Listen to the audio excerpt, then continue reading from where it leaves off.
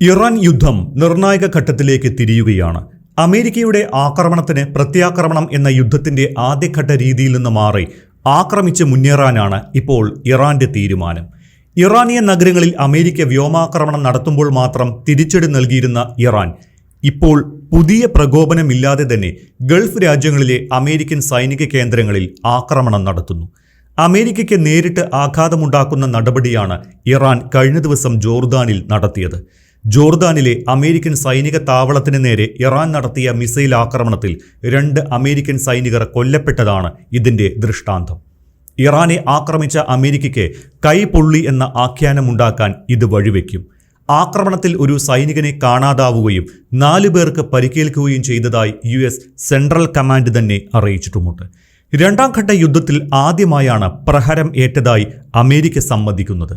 കഴിഞ്ഞ ഒരാഴ്ചയായി America ഇറാനെയും Iran Gulf Arab മണ്ണിലെ അമേരിക്കൻ സൈനിക കേന്ദ്രങ്ങളെയും ആക്രമിക്കുന്നു. ഇറാനിലെ നാശം അവർ തന്നെ വെളിപ്പെടുത്തി. എന്നാൽ അമേരിക്കൻ കേന്ദ്രങ്ങളിലെ നാശത്തെക്കുറിച്ച് വൈറ്റ് ഹൗസും US സെൻട്രൽ കമാൻഡും ഇതുവരെ പ്രതികരിച്ചിരുന്നില്ല. പക്ഷേ ഇപ്പോൾ കിട്ടിയ കനത്ത തിരിച്ചടി അവർ മറച്ചു പിടിക്കുന്നില്ല. അമേരിക്കയുടെ യുദ്ധസമാനമായ നടപടികൾക്ക് മറക്കാനാവാത്ത പാഠം നൽകുമെന്ന് ഇറാൻ പരമോന്നത നേതൃത്വം മുന്നറിയിപ്പ് നൽകിയതിന് പിന്നാലെയായിരുന്നു ജോർദാനിലെ ആക്രമണം. കൊല്ലപ്പെട്ട സൈനികരുടെ വിവരങ്ങൾ കുടുംബാംഗങ്ങളെ അറിയിച്ച ശേഷം മാത്രമേ പുറത്തുവിടുകയുള്ളൂവെന്ന് സെൻട്രൽ കമാൻഡ് അറിയിച്ചിട്ടുണ്ട്. അമേരിക്കയും ഇറാനും തമ്മിലുള്ള ഈ സംഘർഷം ആരംഭിച്ചതിന് ശേഷം ഇതുവരെ 16 US സൈനികർ കൊല്ലപ്പെടുകയും 430-ലധികം പേർക്ക് പരിക്കേൽക്കുകയും ചെയ്തിട്ടുണ്ട്. പ്രേക്ഷകരോട് ഒരു കാര്യം, പലരും മെയിൽ അയച്ചൊക്കെ ചോദിക്കുന്നത്, നിങ്ങൾ പറയുന്നത് പോലെയല്ലല്ലോ പല യൂട്യൂബ് ചാനലുകളിലും വരുന്ന വാർത്തകൾ എന്നൊക്കെ. ഞാനും എന്നോടൊപ്പമുള്ള എഡിറ്റോറിയൽ ടീമും 10-20 വർഷമായി മറ്റ് പത്ര ദൃശ്യ മാധ്യമങ്ങളിലെല്ലാം ജോലി ചെയ്തവരാണ്.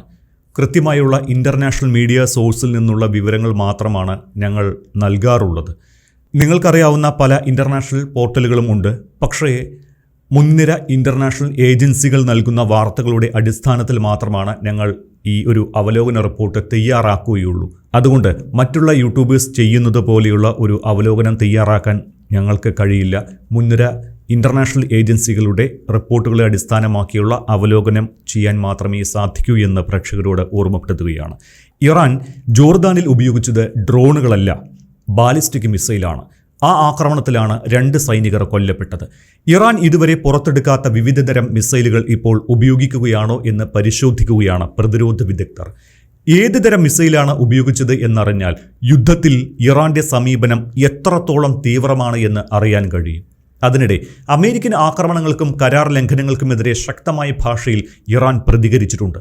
അമേരിക്കൻ പ്രസിഡന്റ് ഡൊണാൾഡ് ട്രംപിന്റെ ഒപ്പിന് യാതൊരു വിലയുമില്ല എന്ന് തെളിഞ്ഞതായി ഇറാൻ പരമോന്നത നേതാവ് മുജ്തബ ഖമനയുടെ ഔദ്യോഗിക പ്രസ്താവനയിൽ പറയുന്നു. സംഘർഷം വഷളാക്കി യുദ്ധം കൊഴുപ്പിക്കാൻ ശ്രമിക്കുന്ന അമേരിക്കയ്ക്ക് ഇറാനും പ്രതിരോധ സഖ്യങ്ങളും ചേർന്ന് മറക്കാനാവാത്ത പാഠം നൽകുമെന്ന മുന്നറിയിപ്പും പ്രസ്താവനയിലുണ്ട്. ഇതിനു പുറമെ അമേരിക്കയുമായി ഉണ്ടാക്കിയ ഇസ്ലാമാബാദ് ധാരണാപത്രത്തിലെ വ്യവസ്ഥകൾ പാലിക്കുന്നത് നിർത്തിവെച്ചതായി ഇറാൻ ഡെപ്യൂട്ടി വിദേശകാര്യമന്ത്രി കാസിം ഗരിബാബാദി അറിയിച്ചിട്ടുമുണ്ട്. അമേരിക്ക കരാർ വ്യവസ്ഥകൾ ലംഘിച്ചതിനാലാണ് തങ്ങളുടെ പ്രതിബദ്ധതകൾ നിർത്തിവെക്കുന്നത് എന്നും രാജ്യം പ്രതിരോധത്തിൽ മാത്രമാണ് ഇപ്പോൾ ശ്രദ്ധ കേന്ദ്രീകരിക്കുന്നത് എന്നും ഇറാൻ ഡെപ്യൂട്ടി വിദേശകാര്യമന്ത്രി വ്യക്തമാക്കുന്നുണ്ട്. തുടർച്ചയായ 8ാം ദിവസവും ഇറാനിലെ വിവിധ കേന്ദ്രങ്ങളിൽ വ്യോമാക്രമണം നടത്തിയിട്ടുണ്ട് അമേരിക്ക. ഇറാന്റെ നിരീക്ഷണ കേന്ദ്രങ്ങൾ, ആയുധ സംഭരണശാലകൾ, നാവിക കേന്ദ്രങ്ങൾ എന്നിവ എല്ലാം ലക്ഷ്യമിട്ടായിരുന്നു അമേരിക്കയുടെ ആക്രമണം. ഇതിന് മറുപടിയായാണ് Jordan, Kuwait, Bahrain, Saudi Arabia തുടങ്ങിയ രാജ്യങ്ങളിലെ അമേരിക്കൻ സൈനിക താവളങ്ങളെയും സഖ്യകക്ഷികളെയും ലക്ഷ്യമിട്ട് ഇറാൻ പ്രത്യാക്രമണം ശക്തമാക്കിയത്.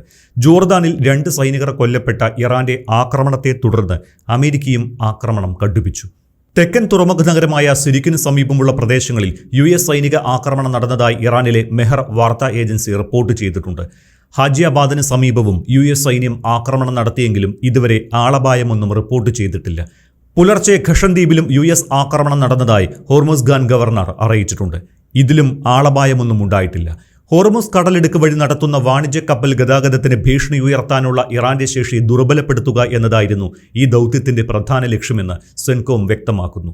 ജോർദാനിലുണ്ടായ ആക്രമണത്തിന് ഉത്തരവാദികളായ ഇസ്ലാമിക് റവല്യൂഷണറി ഗാർഡ് കോർപ്സ് സേനയെ ലക്ഷ്യമിട്ടതിനെക്കുറിച്ചും സെൻകോം സൂചന നൽകുന്നുണ്ട്. ഹോർമുസ് കടലിടുക്കിൽ വാണിജ്യ കപ്പൽ ഗതാഗതത്തിന് ഭീഷണി ഉയർത്താനുള്ള ഇറാന്റെ ശേഷി കൂടുതൽ ദുർബലപ്പെടുത്തുന്നതിനും ജോർദാനിൽ അമേരിക്കൻ സൈനികർക്ക് നേരെ ആക്രമണം നടത്തിയ ഇസ്ലാമിക് റവല്യൂഷണറി ഗാർഡ് കോർപ്സ് സേനയ്ക്ക് ഉടനടി തിരിച്ചടി നൽകുന്നതിനുമായാണ് ഈ ആക്രമണങ്ങൾ ആസൂത്രണം ചെയ്തിരിക്കുന്നത് എന്ന് സെൻകോം ട്വീറ്റിൽ പറയുന്നു. ജോർദാനിലെ ആക്രമണം അമേരിക്കൻ ഭരണകൂടത്തെയും ഉലച്ചിട്ടുണ്ട്. ജോർദാനിലുണ്ടായ ഇറാനിയൻ ആക്രമണത്തിൽ 2 അമേരിക്കൻ സൈനികർ കൊല്ലപ്പെട്ട സംഭവം വാഷിംഗ്ടണിന്റെ നിശ്ചയദാർഢ്യം ശക്തിപ്പെടുത്തുമെന്ന് US പ്രതിരോധ സെക്രട്ടറി പീറ്റ് ഹെഗ്സെത്ത് വ്യക്തമാക്കി. ഇറാനുമായുള്ള സംഘർഷം 2ാം തവണയും രൂക്ഷമായതിനു ശേഷം US സൈനികർക്ക് ജീവൻ നഷ്ടപ്പെട്ടതായി സ്ഥിരീകരിക്കപ്പെട്ട ആദ്യ സംഭവത്തോട് പ്രതികരിക്കവേ അവരുടെ ത്യാഗം ഞങ്ങളുടെ നിശ്ചയദാർഢ്യം വർദ്ധിപ്പിക്കുകയുള്ളൂവെന്നാണ് ഹെഗ്സെത്ത് സൂചിപ്പിച്ചത്. അമേരിക്കയുമായുള്ള സംഘർഷം കൂടുതൽ രൂക്ഷമായേക്കാമെന്ന സൂചന നൽകിക്കൊണ്ടാണ് വാഷിംഗ്ടണിന് മറക്കാനാവാത്ത പാഠങ്ങൾ നൽകുമെന്ന് പരമോന്നത നേതാവ് മുജ്തബ ഖമനേയി മുന്നറിയിപ്പ് നൽകിയത്. കഴിഞ്ഞയാഴ്ച വെടിനിർത്തൽ കരാർ തകർന്നതിനെ തുടർന്ന് ഇരു രാജ്യങ്ങളുടെയും പരസ്പര ആക്രമണങ്ങൾ രൂക്ഷമായതിനെ തുടർന്നാണ് മുജ്തബയുടെ പരാമർശങ്ങൾ. മറക്കാനാവാത്ത പാഠങ്ങൾ പഠിപ്പിക്കുമെന്ന ഖമനയുടെ മുന്നറിയിപ്പ് ശരിക്കും മനസ്സിലാക്കിയിരുന്നുവെങ്കിൽ അമേരിക്കൻ സൈനികർ രക്ഷപ്പെടാൻ ഒരു നിമിഷം പോലും പാഴാക്കില്ലായിരുന്നുവെന്ന് ഇറാനിയൻ പാർലമെന്റിന്റെ ദേശീയ സുരക്ഷാ കമ്മീഷൻ തലവൻ ഇബ്രാഹിം അസീസിയും വ്യക്തമാക്കി. ഹോർമുസ് ജലപാതയുടെ നിയന്ത്രണം കൈക്കലാക്കാൻ അമേരിക്ക ശ്രമിക്കുന്നതായി ഇറാൻ വിദേശകാര്യ മന്ത്രാലയ വക്താവ് ഇസ്മായിൽ ബക്കായി ആരോപിക്കുന്നു. അതേസമയം കടലിടുക്കിലൂടെയുള്ള ഗതാഗതത്തിൽ ആധിപത്യം സ്ഥാപിക്കാൻ വാണിജ്യ കപ്പൽ ഗതാഗതത്തെ ഭീഷണിപ്പെടുത്തുകയും ഇറാനിയൻ പരിശോധനാ കേന്ദ്രങ്ങളെ മറികടന്നു പോകുന്ന കപ്പലുകളെ ലക്ഷ്യമിടുകയും ചെയ്യുന്നതായി ഇറാനെതിരെ അമേരിക്കയും ആരോപണമുന്നയിക്കുന്നുണ്ട്. സംഘർഷം കൂടുതൽ രാജ്യങ്ങളിലേക്ക് വ്യാപിക്കാൻ സാധ്യതയുള്ളതിനാൽ അമേരിക്ക പശ്ചിമേഷ്യയിലേക്ക് കൂടുതൽ F-16, F-35 യുദ്ധവിമാനങ്ങളും ഇന്ധനം നിറയ്ക്കുന്ന വിമാനങ്ങളും അയച്ചിട്ടുണ്ട്. വൈറ്റ് ഹൗസിൽ നടന്ന യോഗത്തിൽ പുതിയ സൈനിക പദ്ധതികൾ ട്രംപിന് മുന്നിൽ അവതരിപ്പിച്ചിരുന്നു. ഇതിന്റെ അടിസ്ഥാനത്തിലാണ് പുതിയ വിന്യാസം. ഇറാന്റെ ആക്രമണ സാധ്യത കണക്കിലെടുത്ത് ഇസ്രായേലും സുരക്ഷാ മുൻകരുതലുകൾ ശക്തമാക്കിയിട്ടുണ്ട്. നിലവിൽ ടെൽ അവീവിന് സമീപമുള്ള ബെൻ ഗുറിയൻ അന്താരാഷ്ട്ര വിമാനത്താവളത്തിൽ 30ഓളം റീഫ്യൂവലിംഗ് എയർക്രാഫ്റ്റുകളുണ്ട്. ഇസ്രായേലിന്റെ തെക്ക് ഭാഗത്തുള്ള റാമോൺ വിമാനത്താവളത്തിലും ഇത്രയും വിമാനങ്ങളാണ് ഉള്ളത്. വരും ദിവസങ്ങളിൽ കൂടുതൽ വിമാനങ്ങൾ വിന്യസിക്കാൻ അമേരിക്ക തയ്യാറായേക്കുമെന്നാണ് ഇസ്രായേലി ഉദ്യോഗസ്ഥർ വ്യക്തമാക്കുന്നത്. മേഖലയിലെ മറ്റ് താവളങ്ങളെ അപേക്ഷിച്ച് ബെൻഗുറിയൻ വിമാനത്താവളം ഇറാൻ ആക്രമണ ഭീഷണി കുറവായതിനാൽ അവിടെ നിന്ന് വിമാനങ്ങൾ പ്രവർത്തിപ്പിക്കാനാണ് US സൈന്യത്തിന് താൽപ്പര്യം. ഹോർമുസ് കടലിടുക്കിന് ചുറ്റും നടത്തുന്ന ആക്രമണങ്ങൾക്കപ്പുറം ഇറാനിലെ സുപ്രധാന അടിസ്ഥാന സൗകര്യങ്ങളെയും ആണവ കേന്ദ്രങ്ങളെയും ലക്ഷ്യം വെക്കുന്ന രീതിയിൽ സൈനിക നീക്കം വിപുലീകരിക്കാനാണ് പരിഗണനയിലുള്ളത്. വരും ദിവസങ്ങളിൽ സൈനിക നടപടികൾ ശക്തമാക്കാൻ സാധ്യതയുണ്ട് എന്ന് US ഇസ്രായേലി ഉദ്യോഗസ്ഥരെ ഉദ്ധരിച്ച് ആക്സിയോസ് റിപ്പോർട്ട് ചെയ്യുന്നു. ഇറാനിലെ വൈദ്യുത നിലയങ്ങൾ, ആണവ കേന്ദ്രങ്ങൾ എന്നിവ ആക്രമിക്കുന്നതും പരിഗണനയിലുണ്ട്.